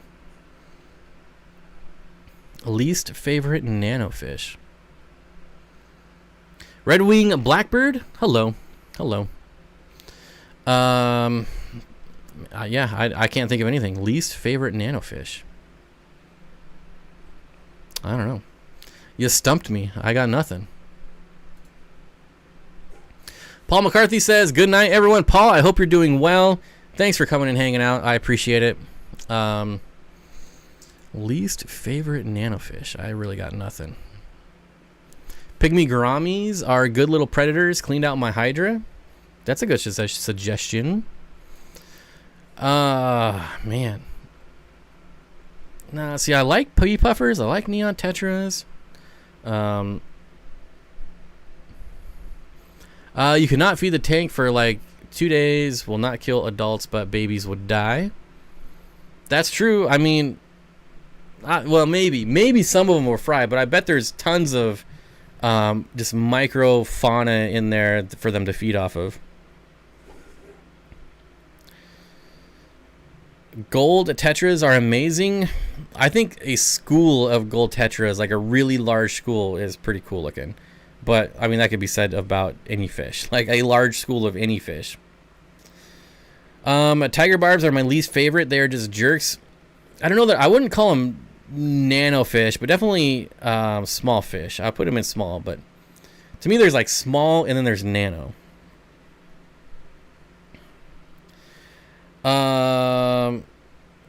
Do you listen to John Mayer? I don't even know who that is, so I'm gonna say no. If you don't, I would recommend watching the live at the Nokia Theater. I do own Nokia stock. John Mayer. Was that the dude that was married to Jessica Simpson? Like, that's the only way I would know him, if it's that dude. I don't know. The name sounds familiar, but I have no idea who that is. Bob, did you find your clown killies hard to contain? Did they require a tight-fitting lid with 0 gaps? Clown killies are definitely jumpers. When they startled, they jump. When they eat, they can jump. I don't think they try to jump like recreationally. Like, they're just not, ooh, there's a little hole in the head in the lid. Let's go jump through that. But I think they startle easily, and like a lot of fish, when they get startled, they do jump. Oh, I love sparkling gourami. They're amazing. Have a pair. One of the best guitarists. Yes, he was married to Jessica. I think the only reason I even know that is because it was just mentioned in a TV show I'm watching, Entourage. That's the only way. That's the only reason that name is familiar to me. Oh man, I do like a good guitarist though, so I will check him out and see what his music is all about. How long can you go comfortably without cleaning a sponge? And even if you do the bag trick to take it out, does it still make the water cloudy dirty? Not if you're good at it. So you move that sponge filter really slow into the plastic bag, and then you just, you cinch the bag with your hand. You just close it, and then you can pull it out as fast as you want, and it's not going to create a mess. How long can you go? Every bio load is different. I've gone to where I've never cleaned out a sponge filter ever, to where I've also cleaned out sponge filters like every other week. So it depends. If it's just like a quarantine tank, breeding tank, is it a show tank? If it's only, here's the thing.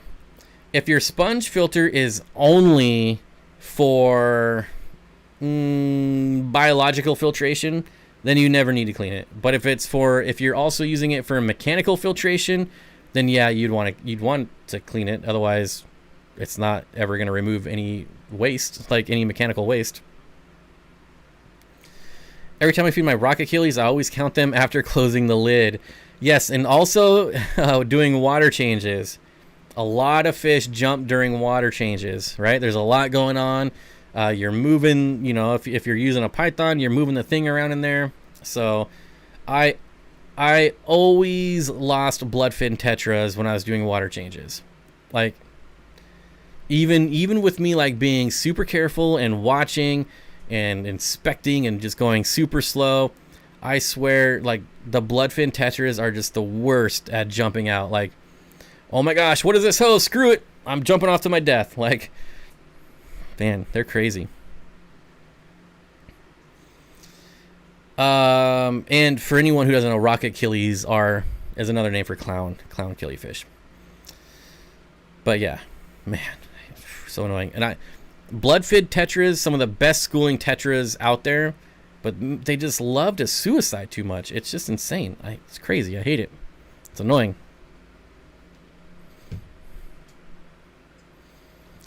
Oh man.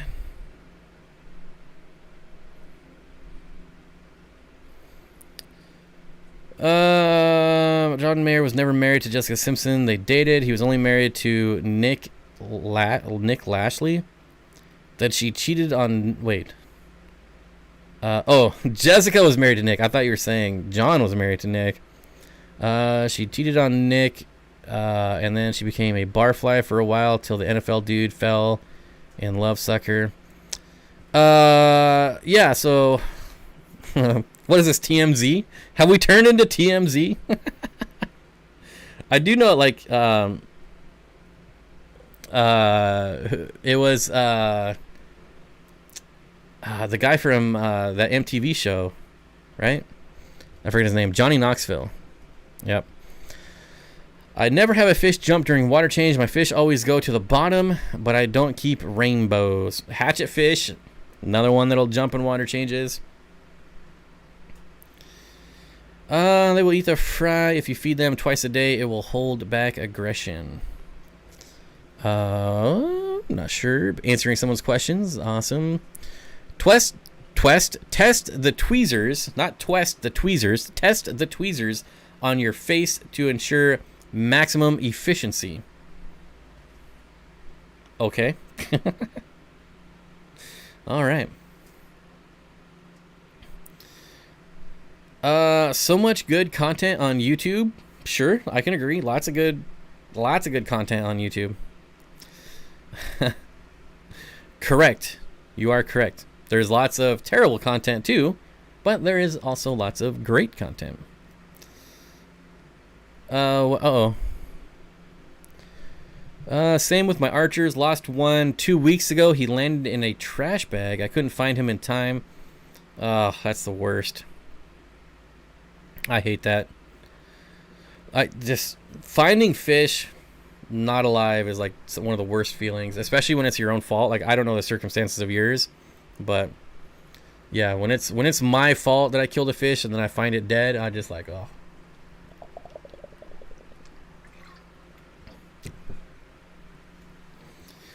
I had a sponge filter for over a year and only cleaned it twice. Yeah, a lot of bad content too. Yes, it was Johnny. No, my bad. Just had to post facts. Let's get back to our fish show. Hey, water lover, we are in the second hour of the stream. Anything goes. There are no limits to the second hour. We will talk about whatever y'all want to talk about. Wherever you all take the stream, that's where I will go. I have a pretty dopey Gourami, says Amanda. Swam into the python during a water change and damaged her tail. I hate that's so annoying. I've had that, not with Gouramis, but I've had multiple, like, rainbow fish swim into the python. Oh, man, it's... I hate when they actually get into the hose section. Like, they made it past the siphon, and they're in the hose, and it's just like, ugh, why?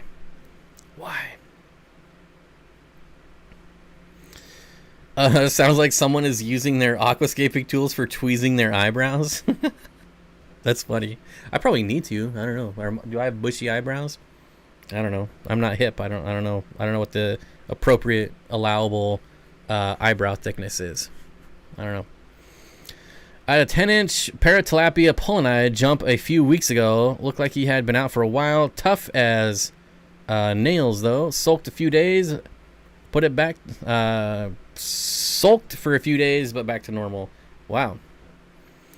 Yes, I've had that happen with killifish. Jumped out of a quarantine tank that was in my laundry room. I found him under the dryer, wrapped up in lint, like he was flopping around under the dryer. Assumed he was dead, but he was not. Then he came back to life and lived like another 3 years. It was crazy. All my friends, thank God for peace. Y'all bring me peace. Thank you, Marty. I'm glad that you're able to find peace here. I hope everyone is. This is not a... what's the opposite of peace? I don't even know. Like, I'm so peaceful, I don't even know what the antonym is. There's just so much peace here. There's not even a word for the opposite. What's the best dessert that is not meat or pie? I don't know, some really good mashed potatoes. That'd be a pretty good dessert.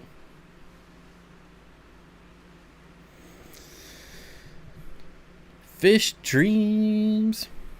Bunny Viper, they are amazing parents. Love watching them care for the fry. I was so thankful the morning I found 2 Chinese algae eaters on the floor, dead as doornails. So thankful.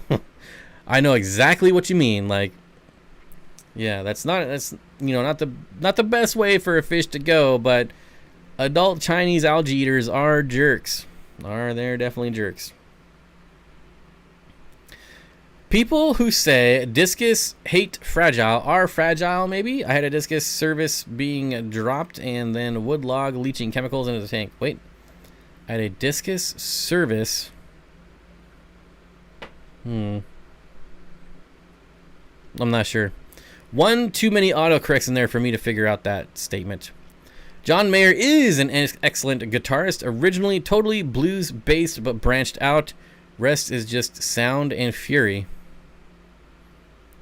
What is your opinion on yo-yo loaches? Camden, I love almost...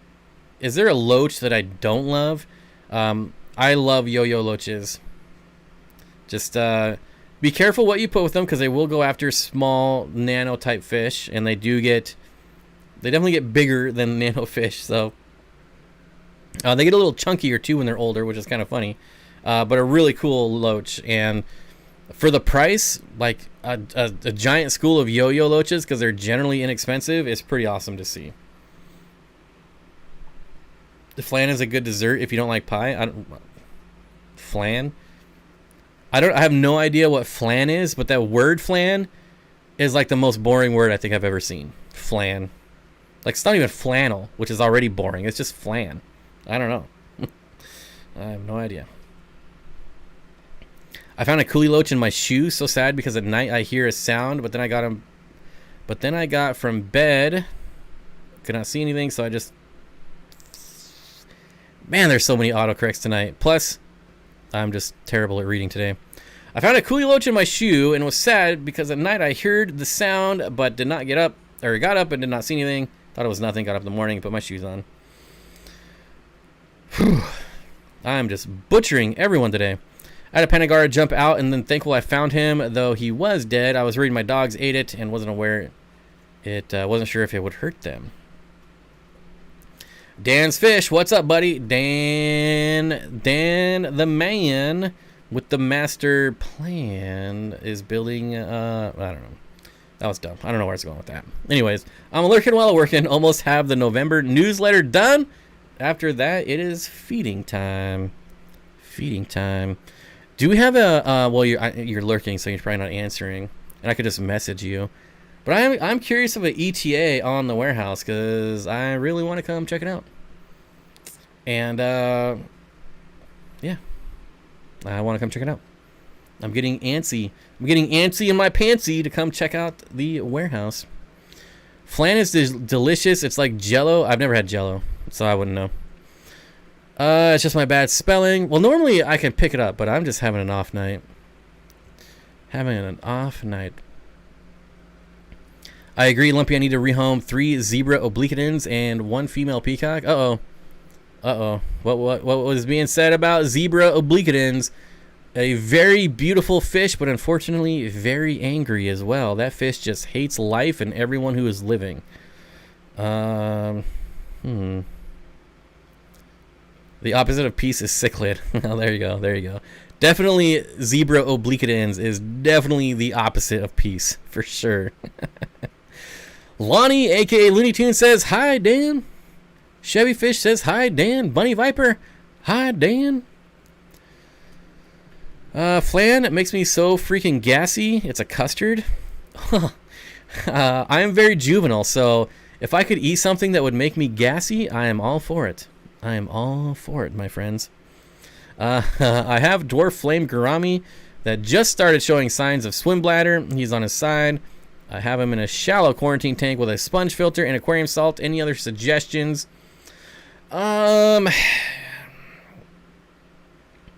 You could try like de-shelled peas or actually, I mean, there is no other ore, but if it'll eat them. But honestly, swim bladder, I do exactly what you're doing now. Like, my go-to for anything now is just clean water and long quarantine times. If I need it, I'll use salt, but only if. Like, my new thing is anti-meds. For no other reason than I just don't think it's necessary all the time. Has anyone kept pearly compressiceps? I have not heard of a pearly compressiceps before. So I have not. Compressiceps, if you're talking about the Lake Tanganyikan fish, that is. Bob will not likely like flan based on its texture and sweetness. Good luck convincing him. I'm just not a big dessert person. Like, if you really want me to try it, I'll try it. But you're right, I probably won't like it because I'm not a big sweets person. Like, even if I like it, I still, like, I love chocolate cake, but I eat it maybe twice a year. Like, I just have no desire. I don't know. The amber barbs that Dan has look really cool. I know. But let's be real. Dan has a lot of cool fish. My neighbor now has CO2 with super good friend today. I'm excited to buy him plants. My neighbor now. See, I'm just not with it today. My neighbor now has CO2. He was super good. He was a super good friend today. Is he not a super good friend anymore?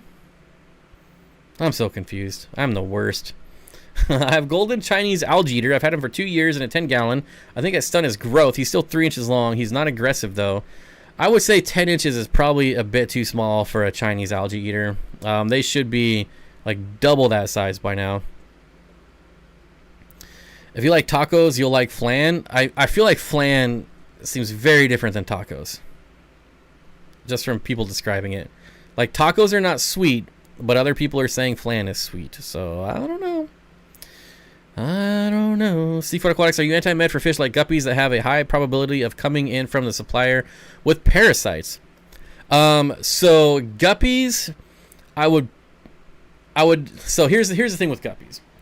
If I'm ordering like wholesale, I will get them in, and if they're swimming at all funny, like if there's anything funny about the way they're swimming, then instantly I know. Like a lot of times with guppies, you'll see like the side wobble like this. They'll wobble like this instead of swimming like this. And it's like instantly I know something's wrong with them. And then I will treat them. And I won't treat them. I won't treat guppies with salt because they are just like overdosed with salt from the wholesalers. Like they throw in tons of salt in guppy tanks at these places. So if salt hasn't killed it by now, it's certainly not going to kill it when it's at my house, whatever parasitic or whatever the issue is. So then I'll use meds. But I always try to get guppies from breeders instead of wholesalers. I keep checking the gobies on Dan's fish. Of course, the rainbows, they'll give you the multi-tank addiction. Oh my gosh, there's so many cool gobies. I got the Bumblebee Gobies. You guys saw the video. If you didn't, I just did a video of an unboxing from Dan's Fish with the Bumblebee Gobies. But man, some of those gobies are just amazing. I wish I could afford them. One day. Maybe now that I'm starting making videos again, I can afford them. But yeah, always keep checking Dan's Fish. How many pencil fish could I put in a 10-gallon dirted setup? Aqueous pencils? Honestly, I don't know that I would not do less than 6, but I don't think I would do more than 10. I'd probably go right in the middle at 8 is what I would do. I don't mess with flan no mo. No mo. My favorite small fish is Okefenokee Pygmy Sunfish. You know what? I will say that is my favorite fish name to say. Okefenokee Pygmy Sunfish. I mean, just by the name, you know it's going to be a rad fish. Okefenokee, okie dokie Fenokee. You know, I mean, there's the possibilities are endless with that name. After how long of a tank sitting empty but running will it lose its cycle? I don't think it'll ever completely lose its cycle, but I would never take like a tank that's been sitting there for like 4 months empty and dump like 100 fish in it. But I don't think you'll ever completely lose the cycle. There'll always be a little bit of beneficial bacteria just feeding on, the microfauna that's dying off, like the really, really small organisms that are in the water. Flan is pronounced flan. Well, that just makes me hate it even more. Like, if it's pronounced flan, then spell it with a W. Don't leave out the W. It's flan. That's how it's said. It's flan. It's always going to be flan. I'm going to go to a restaurant and order flan, and if they try to correct me, I'm not leaving a tip. Just give me what I asked for. Flan. It's not flan. There's no W. Flan does not have to be very flan does not have to be very sweet. At my Mexican restaurant, it's more of a custard, but they can drizzle chocolate syrup. I don't know. Don't even get me started on custard. That's just an ugly word in general. Custard. Ugh. Sounds gross. Like, I don't want to eat anything named custard. I don't know. Has anyone here kept Pygmy Quarries in harder water? Yes, I finally found some, but the internet's saying they need soft water. It's a local seller. Well, if your local seller also has the same water as you, I wouldn't be worried about it at all. I think a lot of the stuff we read on the internet is based on where the fish come from in the wild, when in reality, like 90% of the fish are coming from farms, not where they're found in the wild. So, I mean, I've seen stir-by quarries breed in like 8.7 pH water, and they're from the Amazon. So, you know, I don't know. I would take anything I read on the internet with a grain of salt. How dare you? Custard is the best. Howdy, Mad Cypress. I don't know why I always say Mac. The D is silent, all right? Mad Cypress, what's going on, buddy? I can get the Okie fish, but I haven't because, I need a seasoned tank. A seasoned tank. That will definitely help your odds, for sure. Rice pudding is the best. I mean, just send me some beef jerky. I mean, if you want me to eat anything or try anything, just send me beef jerky. Any jerky, alligator jerky, frog jerky, I don't care, jerky. Pudding jerky, rice jerky, custard jerky. As long as it's dried and salted, I'll eat it. Came home today for lunch and found my brand new betta stuck in the top of the filter. Don't know how he got there. I scooped him out and he's fine. I find, I'm not going to say it's common with bettas, but it's not like out of the ordinary with bettas. I have Pygmy Quarries and Liquid Rock right now. See, like I'm sure like people in Texas and Florida have no problems keeping smaller Corridoras or any Corridoras. I just laugh at you here. Food, yeah, whatever. Whatever. Such a food snob. A schnob. I'm not a food snob. I just know what I like. I'm very good at self-evaluation, right? That's a hard thing to master, to be able to accurately self-evaluate yourself. Not a lot of people can do it, but I can. What can I say? I know what I likes, and I know what I dislikes. I likes what I likes. Someone quick send him vegan jerky. If it's dried and salted, I don't care. I'll eat broccoli jerky. I don't care. Custard jerky, bring it on. If it's in jerky form, I'll eat it. See? That right there should tell you that I'm not picky. I'll eat anything in jerky form. As a kid, my hubby said when I asked if he wanted horseradish, he said, I don't know what part of the horse the radish is, so no thank you, right? It makes sense. It makes sense.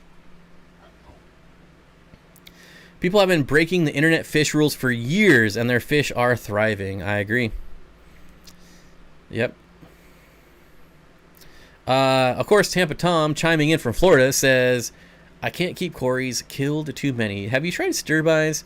Because I know lots of people that keep stir-bys in Lake Tanganyika biotopes with no problems. No problemo. Looney Tune says, Pygmy Quarries are super cute. They hang out in a group on the leaves of my Anubias petite.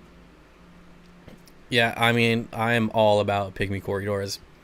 I'm hoping to breed a couple. They are on my list to breed. Well, there's lots of Corridoras on my list to breed. Vegan jerky is good, though. Yeah, like, jerky is so good, it can make the worst food, even vegan food, taste good. It just can't. Ginger with a $5 super chat says, I'll be making jerky soon and we'll send you some if you want. Just let me know. Duh. I always want jerky. It's like that. I mean, that should be clearly established by the last 10 minutes of this live stream. I'm no better. I can't even be in the same room as broccoli. What? I love broccoli. How can you not like broccoli? Like, it's so good for you. Like, I don't know. It's like kale. Like, kale is the most boring, like, no flavor food out there, but it's so good just because it's so good for you. I don't know. I eat it like, I just eat it right out of the bag. Same with, what's the other leafy green thing? Spinach. I just eat it raw. I remember to get aquarium info in the early 90s, I had to walk to my library and look up books. I did the same thing except with reptiles. I have a ginormous box full of reptile books and magazines from the 80s and 90s, and it's so fun to pick through them and reread them. Anyone have experience using Jungle Start with aloe vera stress relief? Is that like fish weed? I've never heard of that, so I have zero experience, Andrew. Hopefully someone in chat. Mississippi Hippie says, hi, Bob. Hello, Mississippi Hippie. Hello. I can't eat jerky as I have a weak jaw and I can't have anything super chewy. Well, I mean, yeah. There's definitely, like, crunchy jerky and chewy jerky. I like broccoli with my cheese. That's pretty good, too. Much like coffee with my cream and sugar. Broccoli and cheese is good. Sure. One of the few times I'll eat cheese. Bunny Viper says, I have the world's ugliest giant betta. Faux show. I challenge anyone. For show. Fish show. My Nubius has yellowing leaves with holes starting to form. What nutrients am I short on? Let's take a look. Let's pull up the old plant deficiency chart. And let's take a look. What do we got going on here? Okay, let's see. Which one of these? Here we go. It looks like, It says manganese. I'd be a little skeptical. What about this one? Phosphate. That's a little bit more. A little bit more. If it's browning from the tip, though, just remember that's normal. That's just a leaf dying off. But if it's browning from in the middle, let's see. Phosphate deficiency. Sounds about right to me. Phosphate and nitrogen. There you go. My wife's friend makes vegan tacos, I don't know, made out of jackfruit. They are so bomb, like the real thing. I don't know about half of the things you just said, so I'll take your word for it. My gravel vacuum can't suck up the fish poop in my 5-gallon. You're probably not getting enough. I don't know. It's not a lot of water to create a real strong siphon, or you just don't have enough gravity. Like the hose might not be long enough. But you're not going to get a very long siphon out of that. You're going to suck out 5 gallons pretty fast. 4 pea puffers in a 3-foot tank with a group of rummy nose and autos. Let's start that over. 4 pea puffers, 3-foot tank. Rummy nose autos has been completely peaceful for more than a year. Learned my pea puffers don't like cardinals though. Every situation is different.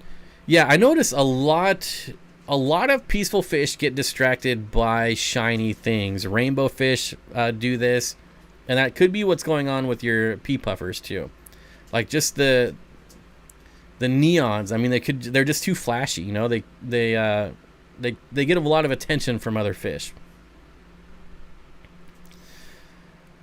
Good night, everyone. See you later, Marlin. Good night. Thanks for hanging out. Hope you had some fun. I put kale and spinach in my smoothies.